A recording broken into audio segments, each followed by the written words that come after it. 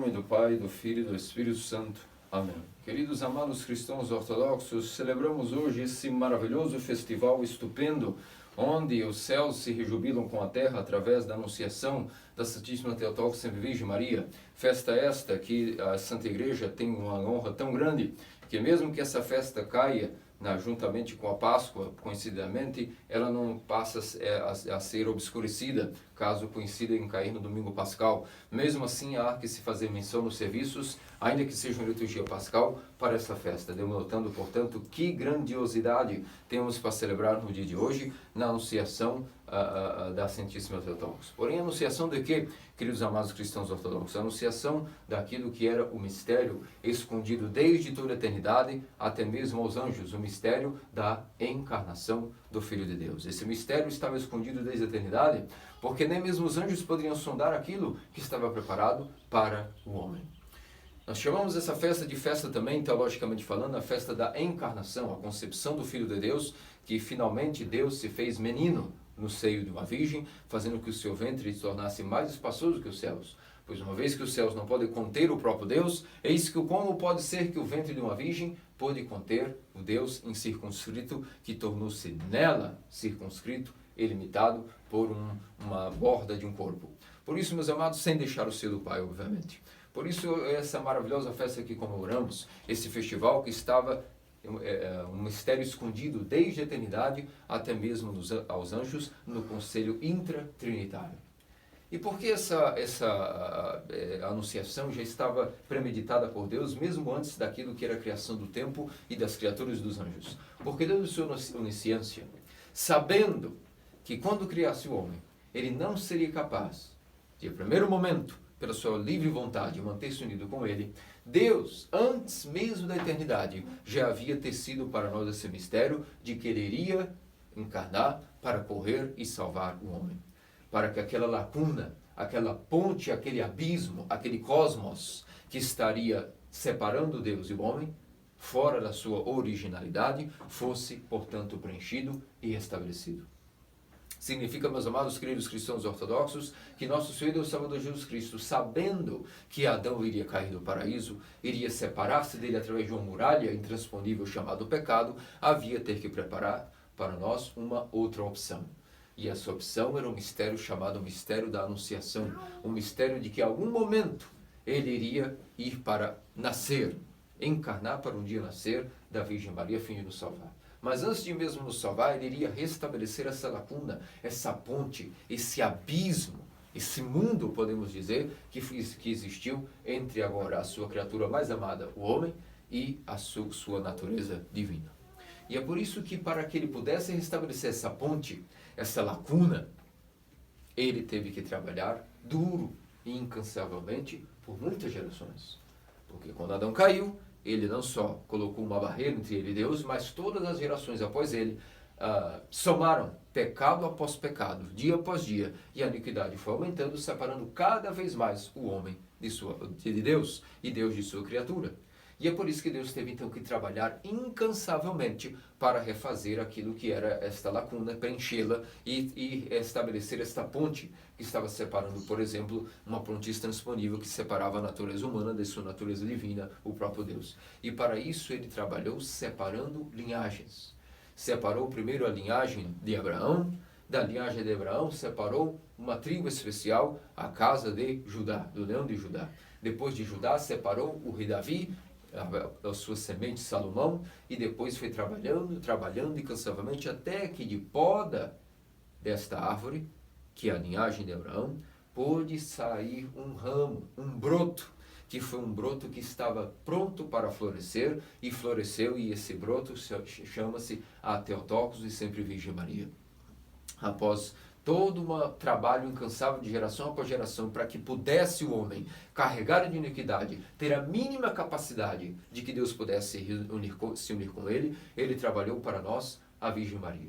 Forçou a natureza humana através de muita separação, cuidado, adubo, irrigação e poda, para que inimaginavelmente o bastão estéril de Arão florescesse. Significa que de uma natureza humana pecaminosa e corrupta iria nascer uma flor, na qual pudesse vir a ser germinada e dar origem ao fruto da vida, que é o próprio Cristo.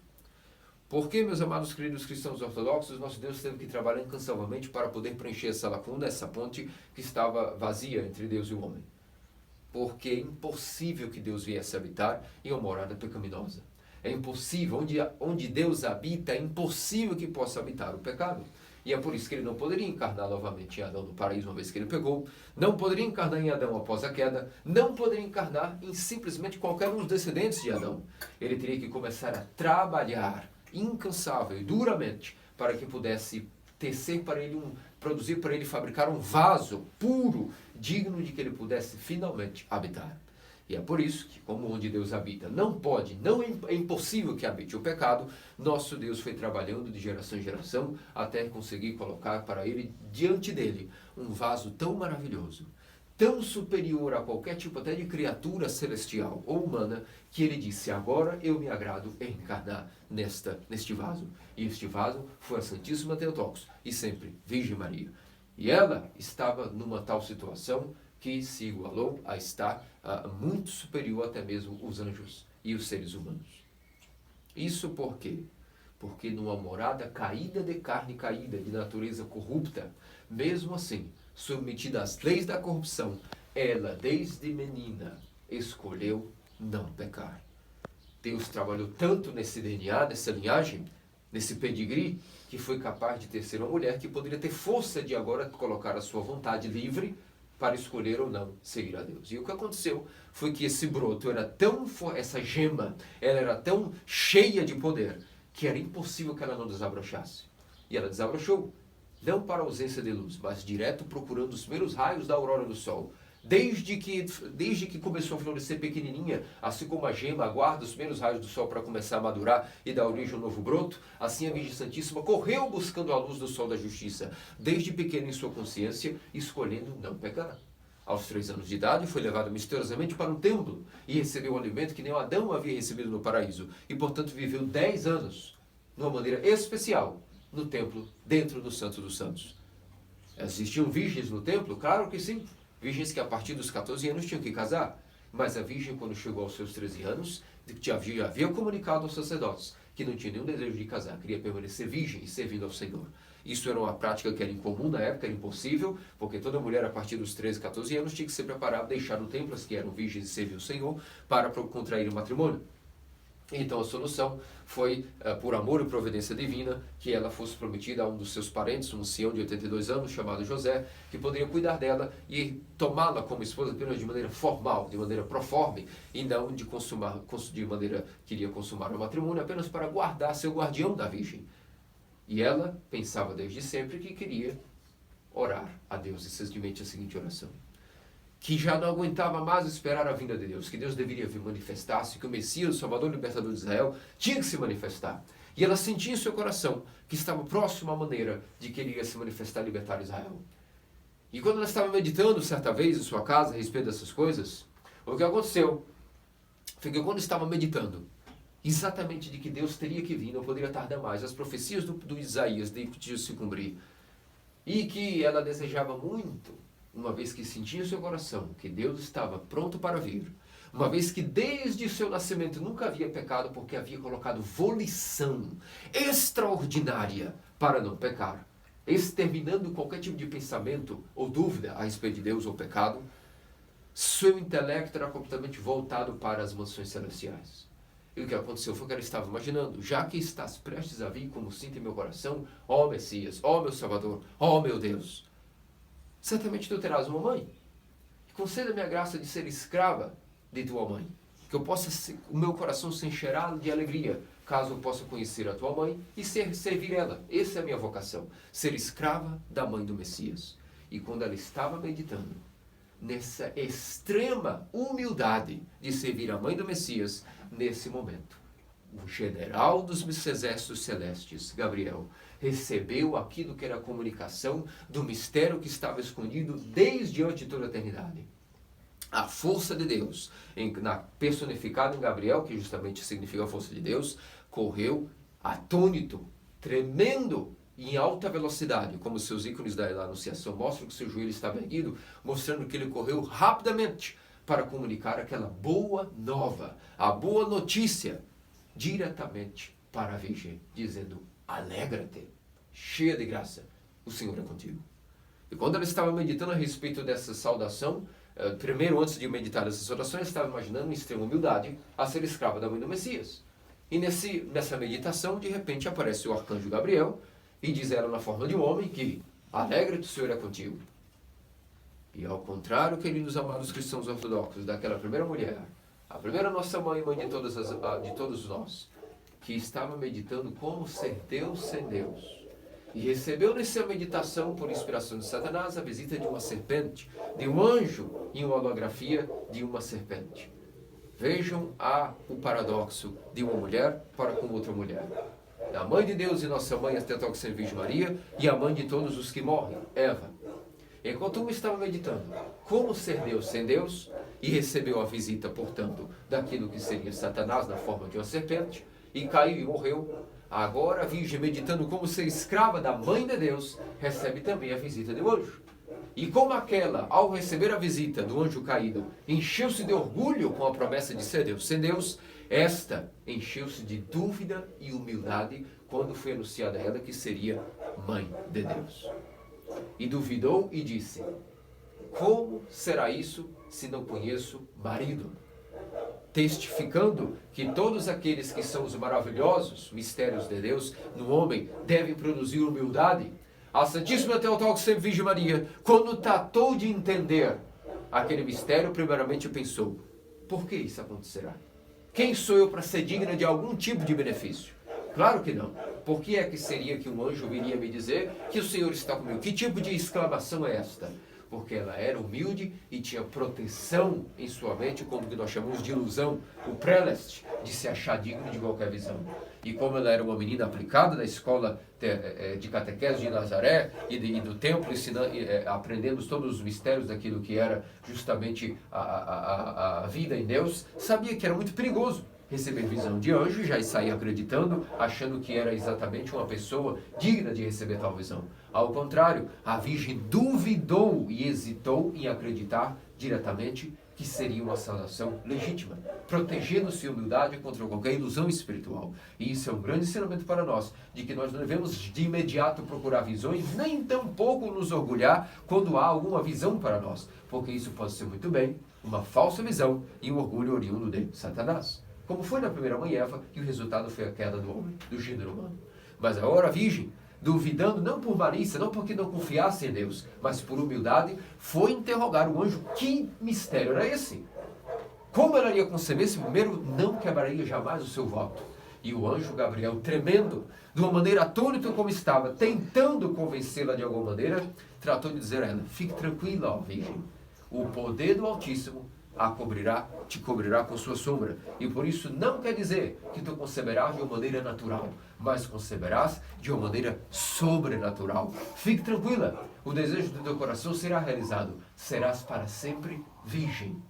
Mas mesmo assim, também conceberás e dará luz a Deus em teu ventre, porque em ti se cumprirá todo o Antigo Testamento, toda a expectativa das nações, porque Deus tomará teu corpo, tuas células, para tecer para ele um corpo. E ela então, quando entendeu, depois de desconfiar e checar com o arcanjo, como nós vimos ontem no cânon matinal, todo o diálogo extenso que o arcanjo Gabriel teve para com a Teotocos, finalmente, quando ela foi convencida, com a prova que foi dito, a tua própria prima, que é estéril e velha, concebeu. Eis aí a prova de que eu te digo, ó Virgem, não é uma mentira. E então ela disse aquela maravilhosa saudação, a qual nós repetimos todos os ofícios matinais: eis aqui a serva do Senhor, faça-se em mim segundo a tua palavra. E o que aconteceu foi que Deus encarnou. Naquele momento ela engravidou do Espírito Santo e, portanto, concebeu Deus em seu ventre. E aqui, queridos irmãos cristãos ortodoxos, um grande mistério escondido desde a eternidade pôde se realizar. A partir de aqui, uma vez que nosso Senhor, Verbo de Deus, não contentou-se em se usurpar o trono de Deus, mas esvaziou-se para tornar-se também homem, toda aquela lacuna, toda aquela distância e aquele mundo, abismo que estava entre Deus e o homem, agora foi reduzido a zero. Por quê? Porque uma vez que Deus escolheu tecer para si o corpo da Virgem, Antes, primeiro, produzindo essa virgem de uma maneira pura, porque Deus não poderia habitar em um ventre que não fosse puro e sem pecado.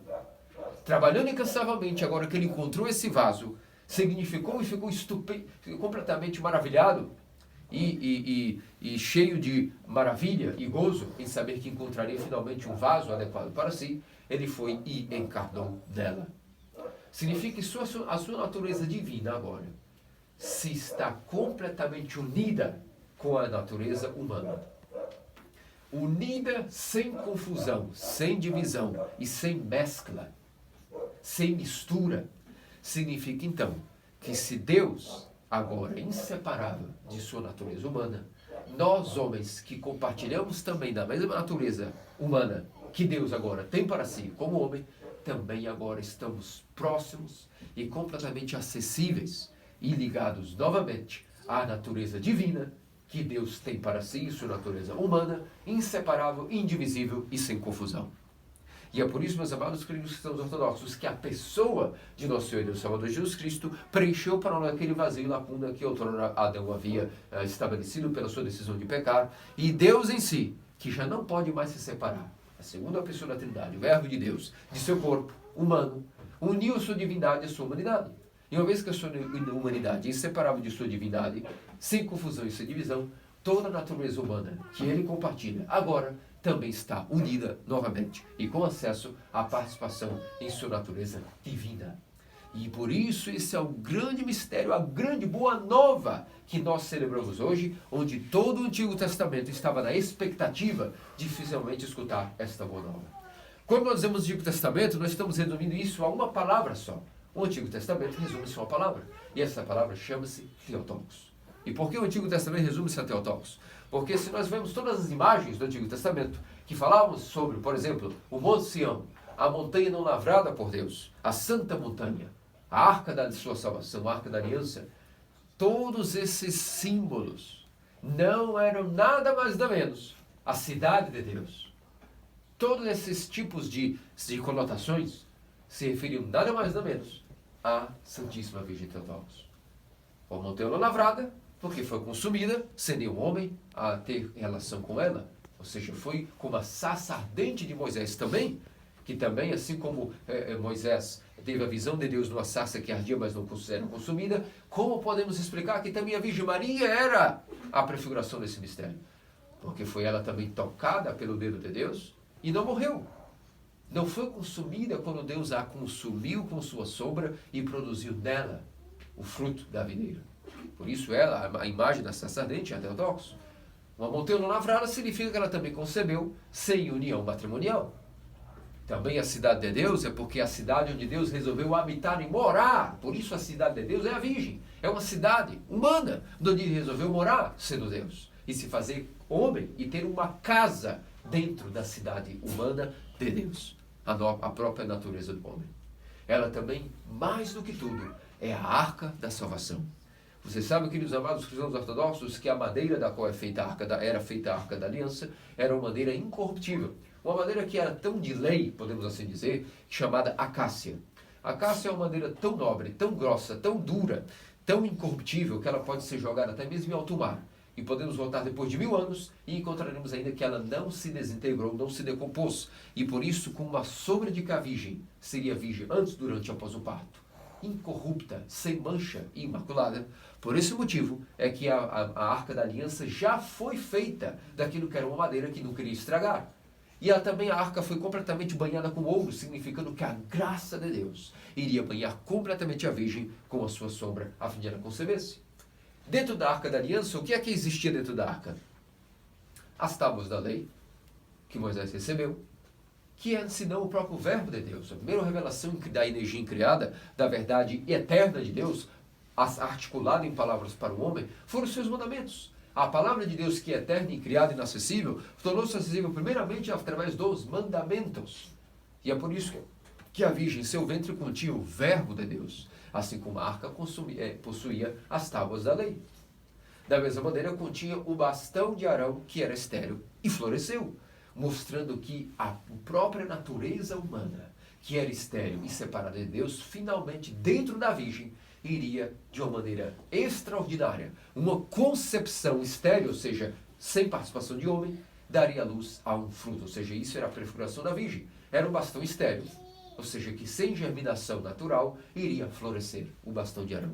E assim, nota, a Arca da Aliança também continha os ossos de Adão, assim como também agora a nova Arca da Aliança. O Antigo Testamento, a Theotokos, iria conter em seu ventre os ossos do novo Adão, onde a natureza humana seria completamente restaurada através do sangue que Deus escolheu subtrair dela para tecer o seu corpo. E é por isso que quando o sacerdote também entrava, uma vez no Santo dos Santos, para uma vez por ano oferecer o sacrifício dentro do Santo dos Santos, onde a Arca da Aliança era guardada, uma vez por ano o sacerdote tinha o direito de entrar e aspergir com o sangue do Cordeiro, que foi completamente oferecido para a remissão dos pecados dele e do povo por quem ele orava. E Israel, portanto, tinha uma vez por ano o direito de que o sacerdote entrasse e oferecesse o sacrifício, e isso era senão a prefiguração também da Theotokos, queridos amados cristãos ortodoxos, porque uma vez o ano significa que somente uma vez foi suficiente que a Virgem concebesse. E aqui mostra que também uma vez só ela foi mãe. Somente de um filho unigênito, e somente uma vez ela concebeu, mostrando que os dogmas que diz aquilo que contraria o dogma de que ela não era virgem é algo que contraria a nossa salvação, é algo que contraria a Escritura. Aqueles que dizem que depois da concepção do Verbo ela também teve outros filhos, contraria a própria imagem da Arca da Aliança, que quem tocasse morreria. Nem o homem jamais tocou a Virgem, nem jamais penetrou-a. Somente o próprio Deus Salvador penetrou o ventre da Virgem. Qualquer um que fizesse isso morreria, porque ela é a imagem da arca, logo ela também era virgem antes do parto. Permaneceu virgem durante o parto e continuou virgem após o parto e nunca concebeu outro filho, como os tolos teólogos às vezes dizem que os irmãos do Senhor são filhos da Virgem. São filhos de José e não da Theotokos, que é a própria Arca da Aliança. Depois o sacerdote aspergia com sangue, pedindo misericórdia por ele, por Israel e por toda a humanidade. E assim também a Virgem foi aspergida com o próprio sangue de Deus. Por que o sangue de Deus? Porque Deus tomou o sangue dela e aspergiu ela, agora com o seu próprio sangue que ele teve dela.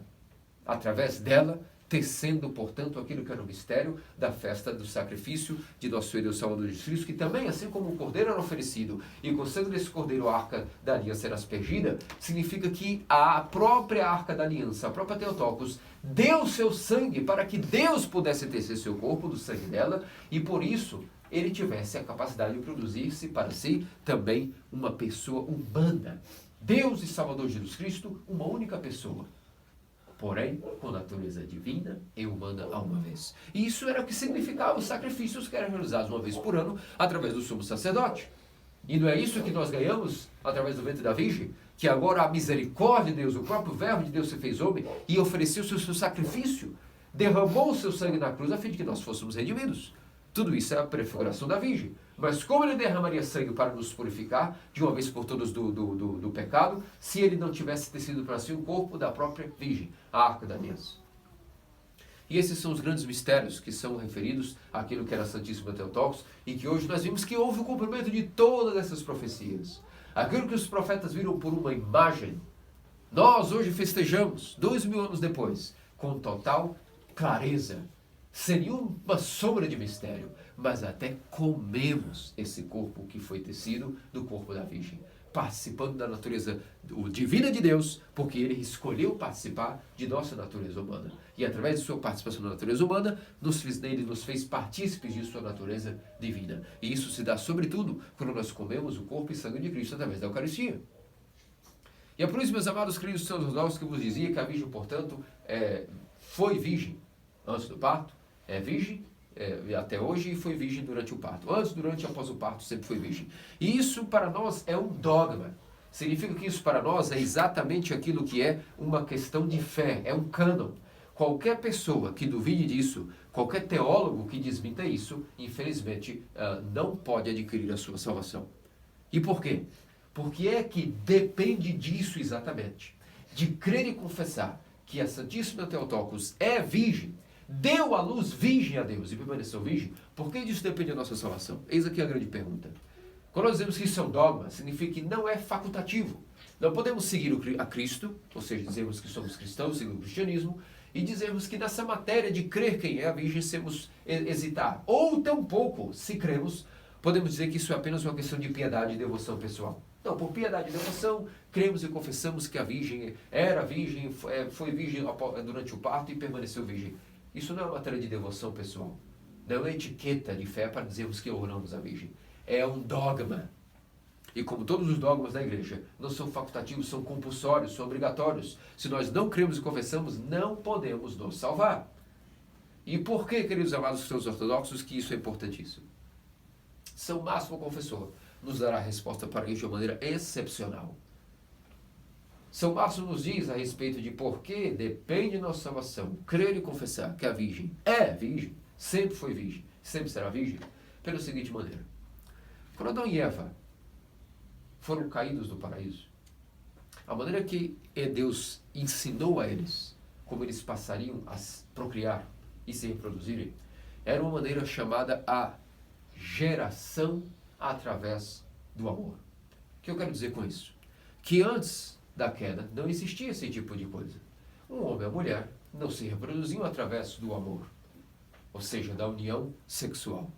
Isso era uma coisa que foi fruto da queda de Adão e Eva após o paraíso. Se eles iriam se reproduzir como? Nossos santos padres dizem que isso é um mistério que nós não podemos abarcar. Mas o que nós sabemos é que existe um modo de se reproduzir após a queda. E todos nós sabemos que isso é uma geração através de amor. Isso é um fator corruptível. Por que, queridos amados cristãos ortodoxos? Primeiro, porque é uma concepção realizada já no mundo caído. E por ser uma concepção realizada no mundo caído, essa geração através do amor de um homem e de uma mulher tem aí um elemento passional. Um desejo de paixão está sempre involucrado quando um homem e uma mulher se unem através da geração de amor para gerar uma nova vida.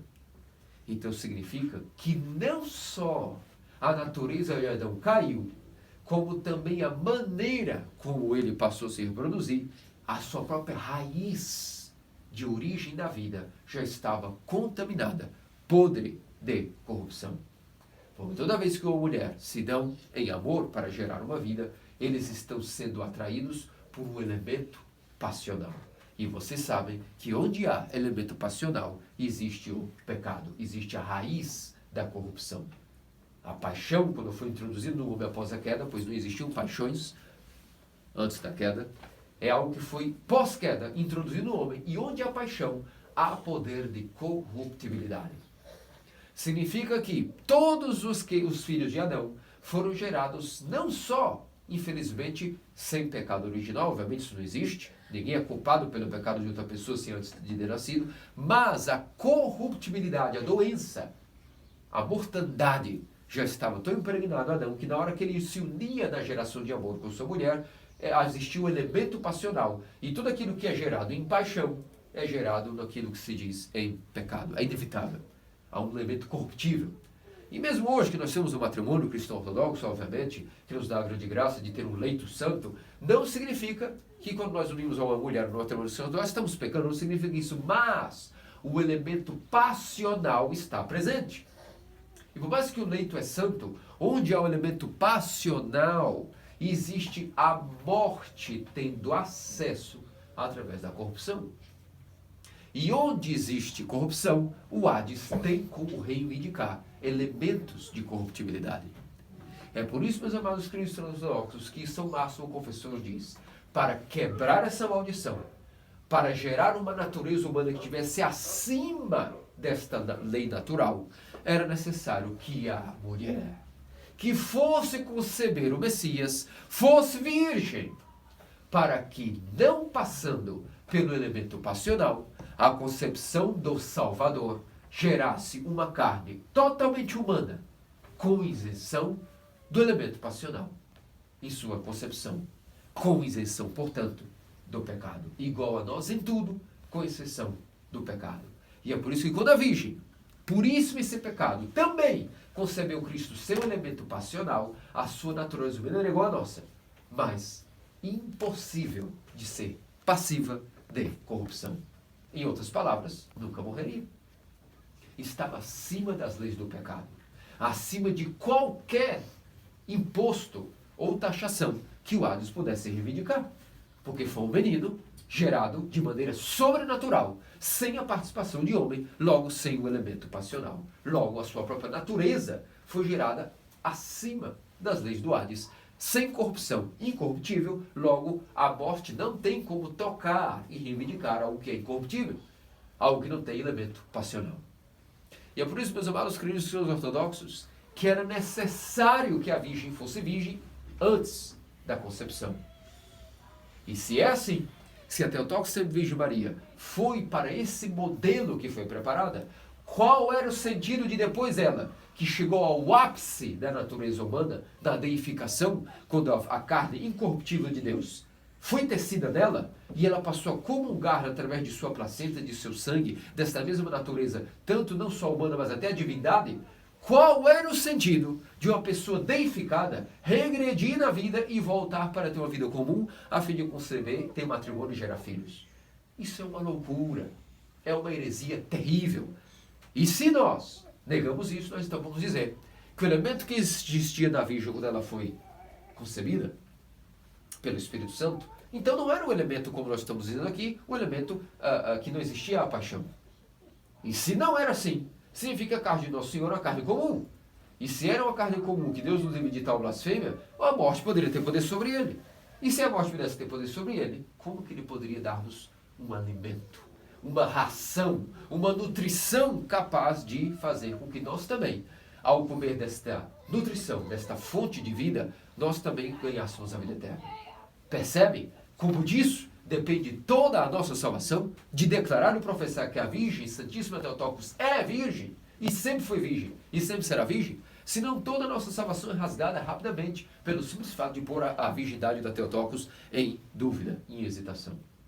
É por isso que, como a carne de Nosso Senhor foi tecida desta maneira, Satanás, até quando foi tentá-lo no deserto, não tinha nem mesmo como fazer com que Cristo hesitasse. Foi completamente humilhado, a tentação não tinha nenhuma validade em Nosso Senhor, porque como aquilo que foi gerado acima e com total isenção do elemento passional, poderia se submeter a pecados.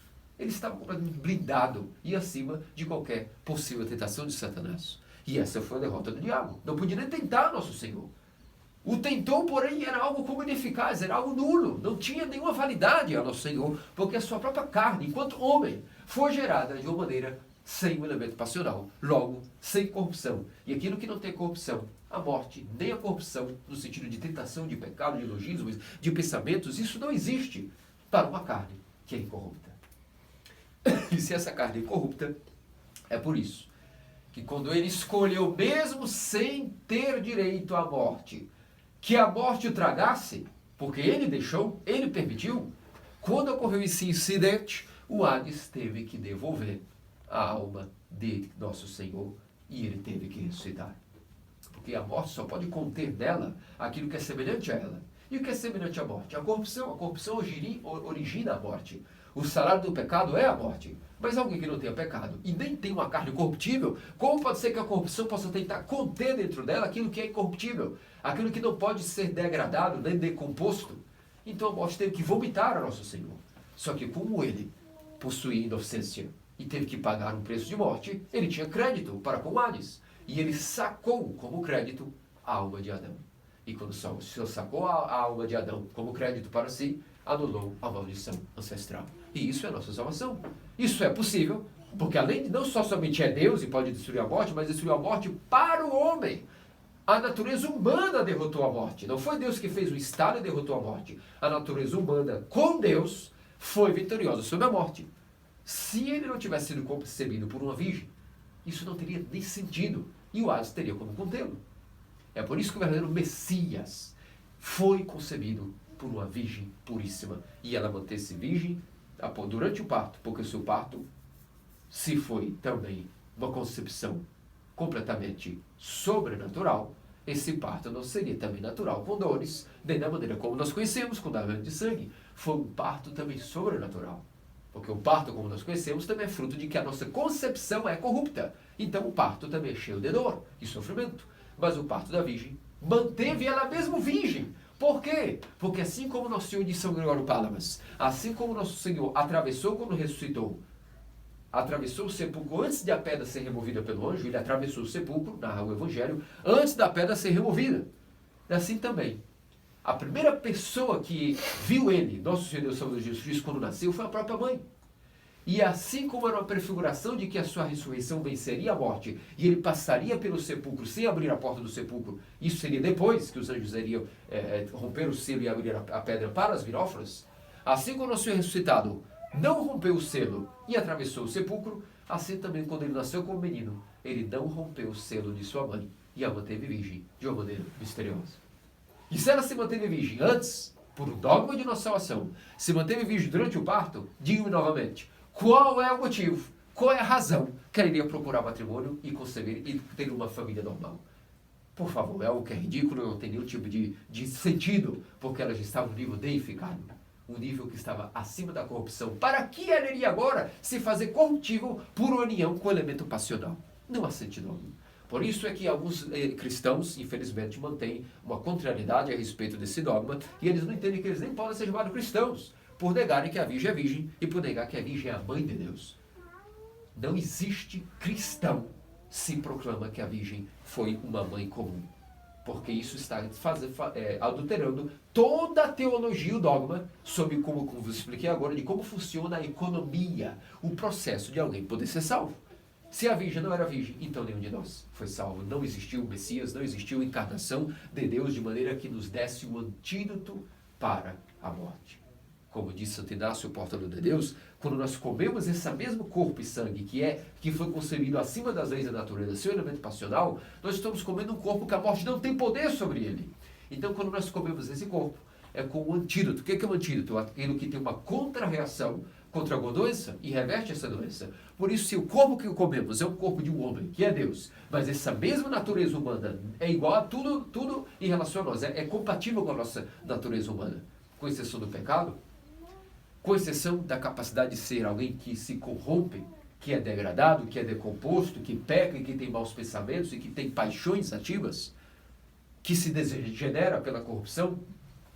Se nós comemos um corpo que é completamente incorruptível e eterno, onde as leis naturais não podem atuar no sentido de denegrir aquilo que é a natureza humana, ao comer esse antídoto, nós temos também um remédio para termos a vida eterna. E por isso Santo Inácio, o menino portador de Deus, o grande Inácio de Antioquia, nos disse que o corpo de Deus é um antídoto para a morte. E é por isso, meus amados cristãos ortodoxos, que disso depende a nossa salvação. Deste dogma de que a Virgem Santíssima Theotokos concebeu pelo Espírito Santo, virgem, e foi virgem antes, durante e após o parto. Porque o corpo de Deus foi tecido nela, seu elemento passional, um corpo incorruptível. Agora, se o corpo de Deus, portanto, é o remédio para a morte e a força para a eternidade, o que é o corpo de Deus que nós temos acesso, senão a sua própria igreja? Porque a igreja ortodoxa é o corpo de Deus. E se o corpo de Deus é incorruptível e está acima das leis da morte e da corrupção e tem nele a vida eterna, ao entrarmos pelo batismo nesse corpo, que é o corpo de Deus, aí nós temos a nossa salvação. A igreja ortodoxa é o corpo de Deus, e como esse corpo é incorruptível e foi concebido fora das leis da concepção natural, é por isso que a igreja ortodoxa é a salvação, e fora dela não há salvação. Nesse sentido de que é impossível curar-se da doença da corrupção e alcançar a vida eterna já nesta vida. Nesse sentido é que fora do corpo de Deus não pode haver salvação. Porque fora do corpo de Deus sempre haverá corruptibilidade. Mas no corpo de Deus há uma lei que impera, chamada incorruptibilidade, vida eterna. Os seus mistérios vivificantes, os seus sacramentos, a sua graça, os seus ícones, que são as suas vestes, que resplandecem a mesma luz de seu próprio corpo. E o mistério dos mistérios, o corpo e sangue de Cristo, o qual quando comemos, não somente ganhamos o antídoto para reverter a mortalidade em nosso sangue, em nossa vida, como ganhamos a força para a vida eterna, e aí nos tornamos, sabe o que mais? Completamente íntimos por parentela da Santíssima Theotokos, sempre Virgem Maria. Porque se o corpo de Deus foi tecido no ventre da Virgem, ao comermos esse mesmo corpo de Deus, nos fazemos íntimos da mãe de Deus, de uma maneira que somos seus parentes, até mesmo pela carne e sangue. Porque o corpo que comemos ali é exatamente o corpo que foi tecido de seu sangue. E é por isso que a Mãe de Deus é para nós mãe de todos aqueles que são os filhos de Deus. E ao mesmo tempo temos um caráter íntimo, até biológico com ela, porque comungamos o corpo e sangue de Deus, e esse corpo foi tecido, senão, dela mesma.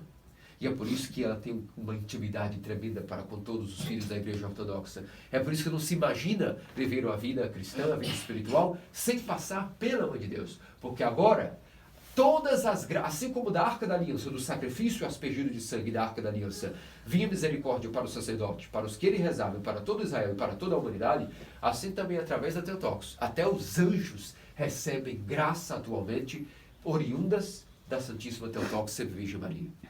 As graças de Deus passam pela Virgem, e da Virgem são dissipadas para toda a criação, porque ela foi digna de ser mais honorável que os querubins, incomparavelmente mais gloriosa que todos os serafins, porque no morado de carne escolheu, entendeu, lutou com o sacrifício de não pecar. E se a sua morada era corruptível e ela conseguiu, caída, não pecar, esse esforço é tão brutal que a colocou, portanto, acima de toda a criação. Eis aí o cumprimento do Santo dos Santos. Quem é o Santo dos Santos? A Santíssima Theotokos, Virgem Maria. Mais santo que ela não existe. Ela é o Santo dos Santos. Acima dela, o próprio Deus. Portanto, meus amados cristãos ortodoxos, celebramos a festa com total magnitude, com todo o esplendor, agradecendo a Deus que nos teceu essa boa nova através da Virgem e nos anunciou através do Arcanjo Gabriel. E que através dessa sinaxe que celebramos amanhã do Arcanjo Gabriel, amanhã temos a festividade do Arcanjo Gabriel, porque toda vez que celebramos uma grande festa, celebramos no outro dia o protagonista dessa festa. E o protagonista dessa festa também é o Arcanjo Gabriel, que veio com todo esplendor e força. Ele que era a força de Deus, aquilo que é o general das milícias celestes, veio anunciar para nós essa boa nova, qual nós hoje somos partícipes. Aquelas pessoas naquele então apenas tiveram anunciados a elas, aos pastores da noite de Belém do Nascimento, todos tiveram um anúncio, mas nós somos participantes de todos os mistérios insondáveis que Deus nos teceu, o corpo e sangue de nosso Deus. Portanto, festejemos essa festa de maneira esplêndida, para que nosso Deus possa também ver que nos alegrando ao dizer a Santíssima de Deus, que escutou do anjo alegra-te, ao dizer o Sírio de Acafis, infinitas vezes também alegra-te, Theotokos, ela também a cada vez possa aparecer para nós visivelmente, está conosco ao governo e dizer, alegra-te tu também, fiel cristão ortodoxo, porque ao dizer para mim, alegra-te, eu também digo a ti, alegra-te tu também em tuas lutas. E assim como meu Deus me deu a graça de ser salvo, também eu darei a graça de servir não só a Ele, mas também a toda a igreja. Veja que grande título a Mãe de Deus se autonomou, serva do Senhor. Significa que ela foi como um ajudante. Que significa, eis aqui a serva do Senhor? Que ela foi uma ajudante de Deus no projeto de economia de salvação do homem. E isso não se deu só quando ela concebeu. Ela continua sendo ajudante e serva do Senhor, para que cada alma que seja salva por intermédio de nenhum homem, só de Deus. Obviamente, não há nenhum intermediário para a salvação, porque só a natureza de Deus, divina e humana, é salva, mas essas graças e essa energia de Deus, seu poder e força, são concedidos para esses homens por intermédio da Santíssima Theotokos e sempre Virgem Maria, porque ela é a mediadora de todas as graças do céu para a terra e da terra para os céus. É a misericórdia de Deus para com os mortais e a ousadia dos mortais para com Deus. Portanto, alegremos e regozijemos nessa maravilhosa festa, onde a Santíssima Theotokos para nós é tão presente e grandes mistérios são escondidos nessa festa, ao ponto de termos tanta força, tanta intimidade comunicada nos ofícios, na vigília e na liturgia. Percebemos que a Mãe de Deus hoje está presente conosco de maneira estupenda. E já dizia-se aos antigos, na festa da Anunciação, é um dia tão solene que nem os passarinhos ousam fazer os seus ninhos.